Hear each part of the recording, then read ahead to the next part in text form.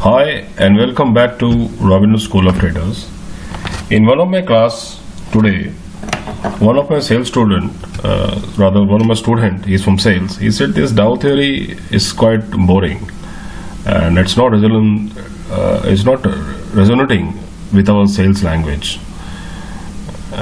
So let's see how can I resonate our Dow theory, which I believe is the Bible of share market, to our sales terminology. So let's get started. Hi and welcome back to Robinhood School of Traders.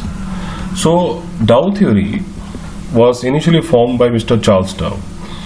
So he was basically founder of Dow Jones also, and in 1986 he made this Dow Jones Industrial. So he died in 1902, and because of his death, his followers, his student, made the Dow theory, which nowadays, almost 125 years later, we are studying Dow theory and we still say this is the Bible of share market. So he made 6 tenets, 6 laws, and believe me guys, the laws are still intact. And let's see how these laws work. Okay, the first law, he says the market is comprised of 3 trends.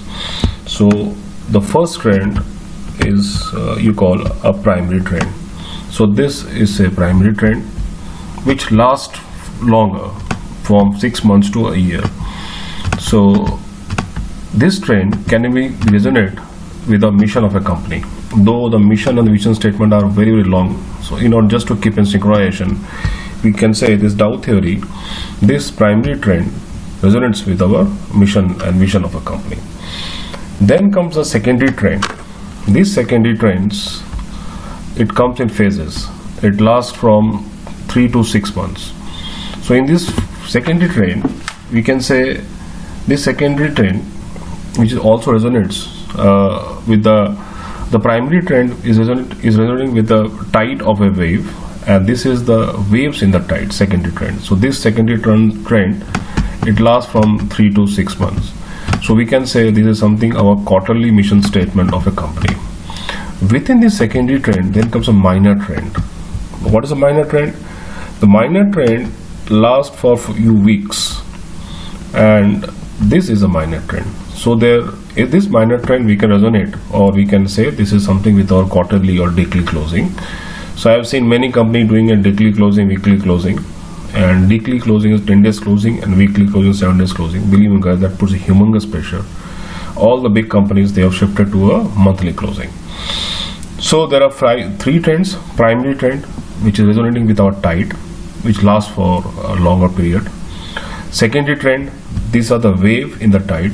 It lasts somewhere between 3 to 6 months, and the retracement is somewhere between 1/3 and 2/3. This theory was later taken on by Elliott waves, and it's a wonderful theory. If you find time, go through the Elliott wave. But the problem with Elliott wave, we don't have good books in India and not a good software or technical query that serves the Elliott wave. The end point or start point being the challenge. Within the secondary trend, we have a tertiary trend which lasts for few weeks, and believe me guys, these are where we are trading for option and swing trades and all. So this is the first tenet, primary, of the Dow theory, which says there are 3 components: primary, secondary, and tertiary. The second is the primary trend has 3 phases. The primary trend has 3 phases. So or rather the price has 3 stages. So what happens in initial stages, we learn in a product life cycle, whenever there's a product, when a product is born, so no one buys it, right? So over here, this phase is called accumulation. So over here the price accumulates. Only here the FIDIs, they know the importance of the instrument and they keep on buying. Believe me guys, no indicator works over here. No indicator, not on MACD, RSI will work, because it's working in a range. After accumulation, a certain period of time, the price shoots up. This is what we call retail participation. As in when the price shoots from a certain range, the acceleration of this price is great. And over here the retail participation comes out. Over here the news starts to flow that this instrument is going to do good and all. After a certain period of time, when the retail participants have gone, and over here at the peak, At the peak, though, the retailers participation increases to optimum because the news flow gets maximum over here, and there's a FOMO out over here. What is FOMO? Fear of missing out. Oh dear, I did not buy this stock and this was at such a cheaper price. So at this phase, the guys who have bought, for example, argument sake for 100 rupees here, now the instrument is trading around say 400 rupees over here. He will do a profit booking, and from here the stock will come down. So this is what we call a distribution phase. So we have an accumulation phase over here. This is a retail participation, and this is a distribution. Similarly, from here the price will again come, and this is what you call a bullish market, and from here the bear cycle will start. So from here the price will again come, it will come over and try to retrace somewhere here. It will retrace over here, and again FIDs will put money, and all the retailers will move out from the rally, and again this cycle will start from bearish to bullish. So there are three phases in a cycle: accumulation, public distribution, and distribution. So these are the three phases of share market. These are three phases of cycle in the share market as per Dow theory. Average discounts everything. So what he is saying, a price discounts everything. On typical terminology, in our terminology, price is Bhagwan hai. Yani if the price opens tomorrow, if the gap up, gap down, that means it has discounted everything: the EBITDA, the earnings, the PAT, the news, the cash flows, and everything. So whatever discount has been done, the price will do a phenom, and we say the price is God, and really the price is God. So we can't do with this. So we have to live with it. So the price discounts everything. It takes whatever factor has to be taken. So that is a very basic premises of thing. So in typical Gujarati language, we say price Bhagwan hai. So God, price is a God. The next tenet is average must confirm. So example, if Reliance is, this is an instrument, right? And if the Reliance Industries is growing and the Nifty is growing, so that is a very good confirmation. So though the index is growing and this is going. On the contrary, if Reliance Industries is growing and index is falling, so Dow theory says this doesn't work, or this trend which Reliance is carrying is a short-term rally. So this theory was created, and the books which he made was in 1922 or 1902. So now there are few sectors where if the index works, rather there are few sectors as of now, if the index works, if the Nifty grows or the Nifty comes down, the other sectors grows. Example, pharma is a sector. This is a contrarian sector. Why? I'll tell you. Then IT is a primary sector. Pharma is a one sector. Then we have IT as a sector. So what is this? Because if the Nifty comes down, then our dollar value goes up. So these companies who have the more infrastructure and the sales abroad, rather those companies which are linked with the dollar, they go up. So this is some contrarian to Dow theory. Yes. So apart from these sectors which don't believe in dollar, and example gold sector also, so example Titan, say stock specific, it deals maximum from gold. So if the gold price increase, when the gold price increase, when the index will come down. So this is not a thumb rule, this is the information of Dow theory, but 90% of stock will fall in this category. For example, Voltas, any example, FMC, Voltas or Yoder, any other say Larsen and Toubro. So if Larsen and Toubro is growing and argument say index is growing, then this moves become very strong, so you can be in the rally.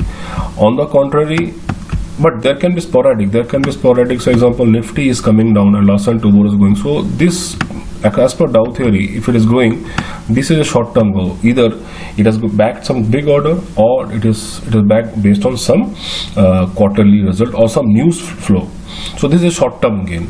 We have learned from sales also. So example, if Hindustan Lever or ITC is growing, if ITC as a company is growing in terms of sales, then that means the FMCG sector is growing. So all small companies in FMCG will grow. On the contrary, if some small company is growing on FMCG, saying example, and your ITC is not growing, or it is stagnant, or it is degrowing, that means this particular company has created some sort of niche, hence it's growing. So this growth will not be a long-term growth. So this is the fourth tenet of Dow theory: average must confirm each other.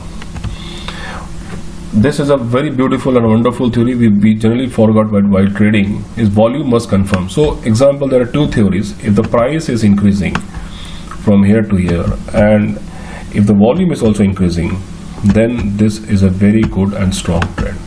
The price is increasing, the volume is increasing, this is a very good strong trend. Let's say contrarian trend, the price is increasing from here to here and the volume is decreasing. So this is not a good trend. This is not a bullish kind of trend. Similarly, if a price is decreasing and the volume is decreasing, so this fall is very strong fall. And say example, if the price is decreasing and the volume is decreasing, that means this fall is a muted fall, or this fall is a short time kind of fall. So in our sales language, if our primary is increasing, then I'm sure other fundamental factors must have increased. I'm sure the tertiary and the secondary has to increase. If primary is increasing, if your secondary is increasing, then there's a great correlation, and the tertiary is increasing, right? But if you say the primary is increasing, secondary is not increasing, and the tertiary is not increasing, that's quite example. This is a short-term game, so we have dumped the stock to distributor point, there will overflow. So this is a great resonance of our sales with our Dow theory. The last tendency, trend persists until a prominent reversal trend. So we have learned in our physics, an object is in motion or will be in motion until unless an unbalanced force acts on it. So from here, we have this term of technical traders have come. So over here, we will be in the trend until unless an unbalanced force acts on it. So example, this is a trend. Until unless unbalanced force. What is unbalanced force? A huge volume, huge good news, or some pattern, or something which has happened, which has put so impetus that the trend has come down.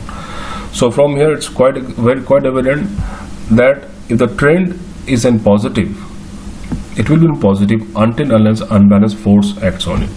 Taking a step further, Dow says, if the price is making a higher highs, suppose this is a price and it is making a higher, if you see this is a higher highs and higher lows and lows, and if you just draw a trend line from here to here, you can easily say this price is an uptrend, because this price is making a higher high. If you say H1 is, if this is H1 and this is a H2, this is H1 is greater than H2 and H2 is greater than H3. So the trend is continuous. Same on contrary, if the price is making lower lows, and this is a typical strong downtrend, because if you see the highs are also decreasing, the lows also decreasing. So these are the 6 tendencies from here, and when it will reverse, it will make some sort of pattern. So these are reversal pattern. It's a long list of reversal pattern: W pattern, M pattern, head and shoulder pattern, U bottom, and this kind of pattern. So from here, the Dow theory has generated. So I given my best to resonate our Dow theory with sales. I'm sure my student will like this. Bye.